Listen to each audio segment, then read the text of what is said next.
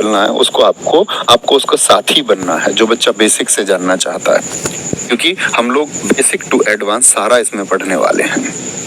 मैंने आपको बताया भाई साहब ये कौन सी रेखा, आप एक बार आंसर करें कि जो ऊपर मैंने रेखा बताई ये कौन सी रेखा मैंने आपको बताई, और यदि मैंने रेखा बताई तो आपको ये कौन सी बताई। क्या बोलेंगे जी, एक बार कॉपी में नहीं देखना है। आप कहेंगे भैया आपने इसको नाम दिया सिरोरेखा, और क्योंकि सिर के ऊपर या सिरों के ऊपर खींची जाती है, और इसको हम कहते हैं भाई साहब खड़ी पाई। क्या कहते हैं? खड़ी पाई।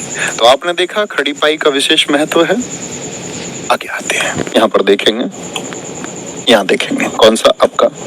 तो बच्चे अब आते हैं हम एक आपका, जब कभी आप लिखेंगे बिंदु लगाने का तरीका। क्या? बिंदु लगाने का तरीका। हिंदी में बिंदु का बहुत महत्व है।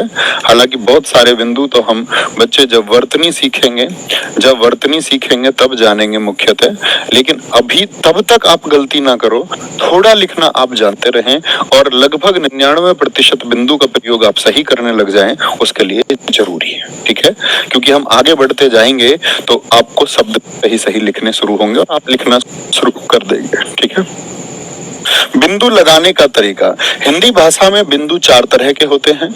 एक बिंदु देखोगे जो सिरोरेखा के ऊपर आपको दिखेगा। बहुत बार शब्दों में कोशिश करिए कैसे शब्द होते हैं। जैसे मैं कहूं मंगल शब्द है, इसमें सिरोरेखा के ऊपर बिंदु है कि नहीं है भाई साहब। ऐसे ही शब्द आप भी सोच सकते हैं। एक ऐसे अक्षर होंगे, ऐसे वर्ण होंगे जिनमें बिंदु बाद में लगा मिलेगा।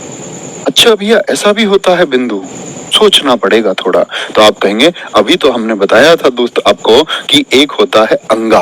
क्या होता है? अंगा होता है। एक बिंदु आपको बच्चे इस किसी भी वर्ण के नीचे लगा हुआ मिलेगा, और एक हमको वर्ण के आगे मिलते हैं। तो इन 4 बिंदुओं को लगाने का तरीका समझे, बड़ा आसान सा है। जैसे इन चारों की ही व्याख्या करते हैं बहुत अच्छे से, कभी मित्र गलती नहीं करनी है आज के बाद आपको। तो हम कहें कि भैया जो पहला है उसको हम कह देते हैं कि ये वाला बिंदु हम ले लेते हैं। यानी किसी अक्षर के बाद में बिंदु है तो इसको हम कहते हैं, अगर बाद में है तो पंचमाक्षर इसको हम कहते हैं। क्या कहते हैं? इसका नाम है हिंदी भाषा में पंचमाक्षर। तो पंचमाक्षर कौन सा होता है? वो सिर्फ हिंदी भाषा में एक ही है, अंगा। अडनी बोलेंगे, क्या बोलेंगे? अंगा होगा। क्या होगा भाई साहब? अंगा होता है। अन्य हिंदी भाषा में कोई भी आपको नहीं दिखेगा जिसमें इस प्रकार से इस पंचमाक्षर का प्रयोग होता हो। का, खा, गा, घा, क्योंकि इसकी स्थिति 5वीं है तो पंचमाक्षर नाम दिया गया है। क्या नाम दिया गया है? पंचमाक्षर नाम दिया गया है। अच्छा, दूसरे की तरफ आते हैं। ये जो बिंदु होगा हमारा आगे वाला, कि किसी वर्ण के आगे बिंदु है, तो ये हिंदी भाषा में तो प्रयोग नहीं होता, क्योंकि हिंदी में अन्य शब्द भी आते हैं। का, खा, गा, क्या बोलेंगे? का, खा, गा, जा, फा। क्या बोलते हैं? जा, फा। ये सिर्फ वो हैं जिनके आगे दोस्त बिंदु लगता है। और ये कौन से शब्द होंगे?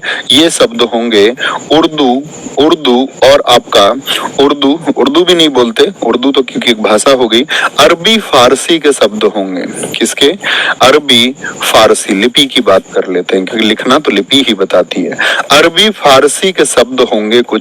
ये शब्द हम जानेंगे आपका मित्र जब हम विदेशज शब्दों को पढ़ेंगे, जब मैं आपको अरबी और फारसी शब्दों का अंतर बताऊंगा, जब हम विदेशी शब्दों में पढ़ेंगे कि पुर्तगाली शब्द क्या होते हैं, स्पेनिश या रशियन शब्द क्या होते हैं। ठीक है, तो आप क्या बोलेंगे कि आपका अरबी फारसी के जो शब्द हैं तो उनमें का आता है, खा, गा, जा, फा। जैसे हम एक प्रचलित उदाहरण जानते हैं, जा से जिंदगी होता है, और जिंदगी जो है वो अरबी फारसी का शब्द है। क्या बोलेंगे? उर्दू भाषा का शब्द है। ठीक है, जैसे मैंने अभी लफ्ज लिखा था, तो लफ्ज जो होता है क्या होता है? लफ्ज में फे पर नुक्ता आएगा। अब वो सीख जाएंगे जब हम विदेशी शब्दों को। जैसे एक मेरे दोस्त जय चौधरी ने बड़ा अच्छा शब्द इस बार लिखा है, अल्फाज। क्या बोलेंगे? अल्फाज शब्द उन्होंने लिखा है। वेरी गुड, बहुत शानदार। चलो जी, गजल शब्द एक मेरे दोस्त ने लिखा है, क्योंकि वो भी उर्दू का शब्द है।